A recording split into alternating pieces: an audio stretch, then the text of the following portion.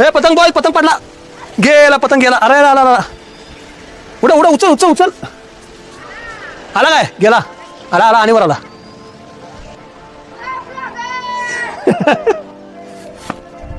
ए उडवा पतंग, बघा पतंग पडला आणि अरे गेला, वर गेला की आता पडत नाही. मित्रांनो, या नवीन भागात मी तुमचं स्वागत करतो. नेहमीप्रमाणे अतिशय उत्कृष्ट आणि जबरदस्त असा भाग आहे. तर हे डिग्रस गाव आणि या ठिकाणच्या झाडे दिसत आहेत. या झाडाच्या पलीकडे कृष्णा नदी आहे, म्हणजे डिग्रसचा कृष्णा काठ. आता मी एकदा एडिटिंग करत बसलो असता, भाऊ म्हणाला की त्याला एका माणसाची गरज आहे काम करण्यासाठी, आणि ते काम दुसऱ्या कोणाला सांगण्यापेक्षा मी तुला सांगतो. तू सध्या निवांतच आहेस आणि सुट्टी असल्यामुळे तुला मी 200 रुपये देतो. तू माझ्यासोबत येतील का 4 तास कामाला? मी म्हटलं मला 200 रुपये नको, पण माझ्या 3 ते 4 रील्समध्ये म्हणजे व्हिडिओमध्ये छोट्या छोट्या तू काम करायचं. तो तयार झाला, त्याला मदत केली या कामात. सकाळी 11ला चालू झालं काम, हे संध्याकाळी 5 वाजेपर्यंत चाललं. काय ना काय अडचण येऊन 50 मिनिटाचा हा व्हिडिओ मी काटछाट करून व्यवस्थित 10 मिनिटापर्यंत बसवला आहे. 10 मिनिटापर्यंत आपण ब्लॉग तयार करतोय. आणि नदी किनारचे भाग तर येतातच. आता हा गावाचा भाग पहा आणि माझे चॅनल आवडत असेल सबस्क्राईब करा, सांगा आणि सर्वांशी शेअर देखील करा. चला मग हा भाग पहा आणि उद्या नदी किनारचा भाग येणार आहे, तो देखील पहा. चला. 6-6 फुटाच्या 3 काचा आहेत यामध्ये. एवढ्या मोठ्या काचा भावाला म्हणलं ही काच कशी काय गाडीवर एवढी जाऊ शकते, टेम्पो का सांगितलं नाहीस? तो म्हणला ही शेवट लिमिट आहे, याच्यापेक्षा 1 इंच जर जास्त असते तर टेम्पो लागला असता, ही आपण नेऊ शकतो. चला बघू, टेम्पोचं भाडं वाचवायसाठी हा खेळ आहे. 3 काचा जागेवर हलणार आहेत म्हणून दोन्ही साईडला खाल्ल्या बाजूला त्याला रॅपर मारलाय आणि गाडी चालू केली आहे आम्ही.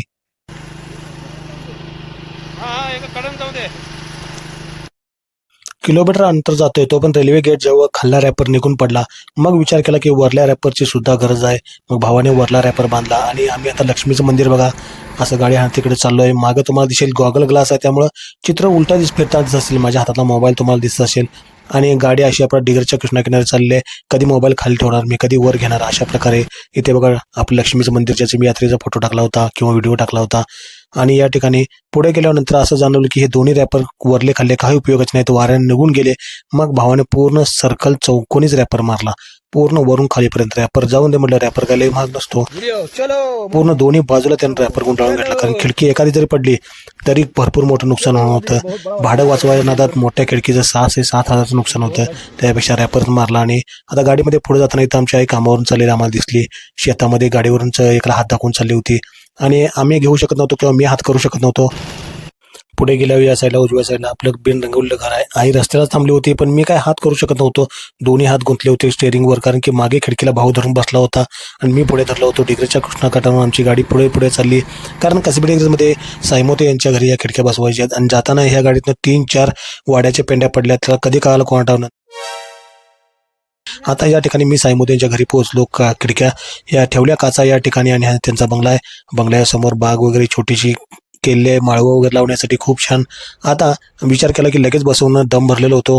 हे फक्त खिडक्या वर नेऊन ठेवूया बंगल्याच्या त्यांच्या. मग ह्या खिडक्या पायरीतून उचलून नेऊन आम्ही एक एक करून अशा वर नेऊन ठेवल्या आणि विचार केला की आता 10 मिनिटांनी निवांत थोडंसं यायचं, कारण की दमलो होतो भरपूर. आता ही शेवटची खिडकी ठेवली आणि आता आम्ही घरी निघून जाणार, थोडंसं आराम करून येणार. हे पहा, घरी निघून जाताना चंबर कसा खळखळून वाहलाय.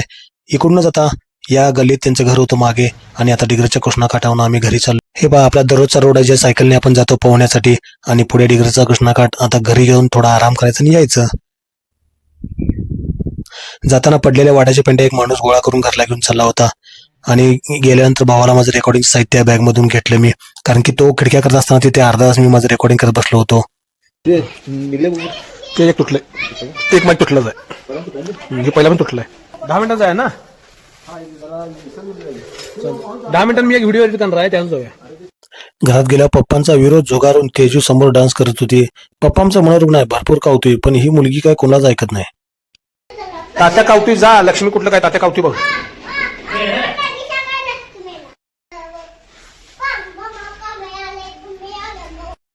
यांच्या घरात कधी नसत्या, जास्तीत जास्त वेळ हे आमच्या घरात असत्या, आमच्या आईने माया लावल्यामुळं. आणि काय नाचाले आणि काय ऐका ना, आमच्या पप्पाला तर काय आम्हाला सुद्धा ऐकत नाही असं करत्या. कुठली जुनी एक साडी गुंडाळून आल्याला लागल्या नाचायला. आमच्या आई देखील त्याला असं नाच म्हणू लागल्या. आणि हे बघा, नाचायला लागल्या. आता मी बसतो निवांत. 10 मिनिटं आराम करतो, जर काही रेडिंग असलं तर करतो आणि जातो. तिच्या गुलाबी साडीचा परफॉर्मन्स नंतर येईलच एक भाग. आणि आता हे लांबडे शटर आहेत, हे घेऊन जायचे, कारण की काचला हे फिट करायला लागतात. आपण जाय चलो. सिस्टम फाड़ देंगे. चलो. ज्या आपण 5-5 फुटाच्या काचा नेल्यात त्या काचेसाठी हे शटर आहेत, ज्या कडेनं सगळं शटर भरणार याच्यामधून त्या काचा फिरणार. आणि आता हे घेऊन आम्ही समोर गल्लीतून चाललेलो आहे. आता इथून लगेच निघाल्यानंतर डिग्रजचा कृष्णाकाठ आणि डायरेक्ट त्या गावी त्या घरात. चला.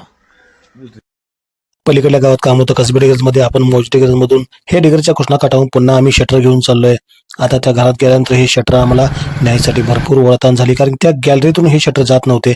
आणि घरापाशी गेल्यावर हे बघा हिरवी पानं कशीच पाक डागाळली जातात, कारण की हिवाळ्यामध्ये पाण्यानं काय होते कोण ठाव, झाडाची पानं पूर्ण अशी चिपकादार लागत होत्यात.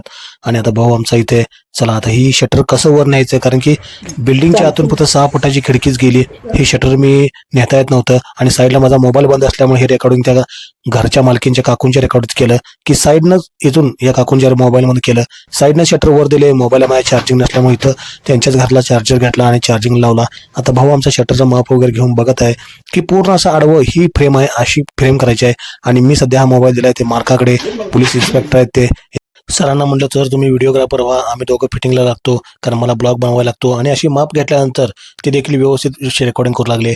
असं खाली हे ट्रॅकर किती उंच आहे बघा, या ठिकाणी अंतराळी राहून ही खिडकी बसवायची आहे. स्क्रू वगैरे बाकीचं काही साहित्य असेल तर मी इथून खालून देण्याचं काम करतो. तारेवरची कसरत करत भावानं आमच्या फ्रेम फिट केली. आता फ्रेमची एक बाजू काढायला लागणार. हे बघा इन्स्पेक्टर सर उभारलेत आणि ह्या फ्रेमची एक बाजू ही काढली आणि इकडून सगळे शटर ढकलायचे त्यामध्ये, असं ते प्लॅनिंग आहे. कारण की एवढी मोठी खिडकी उचलून बसवणं शक्य नाहीये, कारण की आणि इथे बघा नारळाची झाडं एका घरावर दिसले मला 7-8 नारळ पडलेत. बहुतेक कोण काढायच गेलं नाही तिथं. आणि भावाने खिडक्या सगळ्या स्वच्छ पुसून घेतल्या. आता ह्या शटरमधनं इकडून ढकलायच्या आणि स्लाईड करून बसवायच्या. इन्स्पेक्टर सरांनी सरबत आणला. सरबत मग आम्ही लगेच दोघं भावाने घेऊन आपण देखील गेलो असून चला पेट आली. दोघांच्या हातात सरबताचे ग्लास आहेत आणि काचेत आम्ही समोर दिसलोय. आणि दोघांचे ग्लास म्हटल्यावर ग्लासला ग्लास टकरावं लागतील. कधीही व्यसन न करून सांगणार असा मी, फक्त सरबतचे ग्लास टकरावतील बरं का आमच्यात मित्रांनो, बाकीच काही नाही. आणि या ठिकाणी भावाने पुन्हा खिडक्याचं काम चालू केलं. आता साधारण हे भरपूर स्पीडमध्ये काम मी करून दाखवले, पण स्लो चालू होतं. या ठिकाणी ह्या शटर सगळ्या ढकलल्या आम्ही, यामध्ये एक एक करून शटर ढकललं. इन्स्पेक्टर सर पिवळा श्री शर्ट घालून ते मदत करतोय आम्हाला. बसलं ना की माप खाली घ्यायचो, परत बसलं नाही की आता माप खाली, पुन्हा खिडक्या टाकल्या, पुन्हा हे शटर ढकललं. असं करून ही पूर्णपणे खिडकी फिट केली. पण काय झालं कोणास ठाऊक मित्रांनो, मध्ये बरोबर गॅप कमी होता. हे बा पुन्हा शटर आम्हाला काढायची वेळ आली, पुन्हा सगळं ठोकून बसवलं.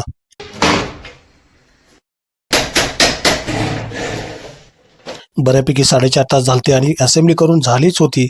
इतक्यात लक्षात आलं की ही काच पुढे वळताना एका ठिकाणी अडकली आहे, कारण तिथे गॅप कमी होता उभा. आता काय करायचं, ही मशीन वगैरे सगळी मी भावाच्या हातात द्यायचं काम करत होतो आणि तो वर काम करत होता अंतराळी. आता ही पुढे ढकलून बघितलं, तिथं अडकली. पुन्हा पुढे ढकलून बघितलं, मग काय पर्याय नाहीये, इथं घासलंच पाहिजे. पुन्हा लावलेले शटर बाजूला काढले आणि या ठिकाणी बघा इथं गॅप कमी आहे. हे भावानं ठोकून काढायचा विचार केला. पोलीस सर देखील हँगिंग गार्डनमध्ये उभारले होते, कारण की बिल्डिंग पासून उंचावर होतं. तरी सेफ होते सोडा, त्यांना माहिती आहे की खाली पायाला धराय जागा होती. आता पर्याय नाही, शटर काढण्याशिवाय सगळे शटर काढून घेतले, कारण की नुसता ठोकून घासून निघत नव्हतं, याला ग्राइंडरच पाहिजे आणि ग्राइंडर राहिला होता घरात. सगळे शटर पुन्हा आता काढून घेतले. आता भाऊ जाणार ग्राइंडर आणायला आणि पूर्णपणे सगळे शटर रिकामे केले. आता इकडे भाऊ गेला ग्राइंडर आणायला आणि मी बसलो इथे निवांत खुर्चीवर. बसल्या बसल्या मग 1-2 रील केल्या इंस्टाग्रामच्या. योगायोगानं घर देखील जवळ आहे, तरी येताना माझा चार्जर देखील आण म्हणलं, पण त्यानं ग्राइंडर आणला, पण चार्जर तो विसरून आला गडबडीत. आणि हे बघा ग्राइंडरने त्यानं पूर्ण स्वच्छ करून घेतला ती जागा आणि भरपूर त्या ठिकाणी आम्ही तासलं ते. आणि ह्या ठिकाणी खिडकीचंही त्याने ते तासून घेतलं, जेणेकरून वरले बाजू सुद्धा की एकदम स्मूथ फिरायला पाहिजे. सगळं झाडून घेतलं, पुन्हा ट्रॅक सरकवले आणि खिडक्या धरून हे इन्स्पेक्टर सरांनी देखील मदत केली. पूर्णपणे ट्रॅक एकदा बसवून आम्ही पूर्णपणे बघा सरकवून सगळे ट्रॅक चेक केले. आता अडकण्याचा प्रश्नच नव्हता, कारण गॅप पूर्णपणे मोजला होता. आणि या बाजूची पूर्ण ही फ्रेम झाकून घेतली, कारण की दिसायला चांगलं दिसावं म्हणून. पूर्णपणे झाल्यानंतर सिलेंडर भरून घेतलं, स्क्रू सगळे टाईट केले आणि सकाळी 11ला चालू झालं काम, संध्याकाळी 5 पर्यंत चाललं. आणि आता याच्यानंतर भाऊ मला आता कधी रीलमध्ये मदत करेल तेव्हा करेल, तो देखील येईल रीलमध्ये आणि मी देखील आहे. डिग्रजच्या कृष्णाकडे वेगवेगळ्या कन्सेप्टचे भाग मित्रांनो मी टाकत असतोय. आता डील डन, हा त्याचा हात आणि हा माझा हात. आता उद्या मित्रांनो वेगवेगळे भाग येतात, काही ना काही तर नवीन. तर उद्या हा भाग आहे तो पहा.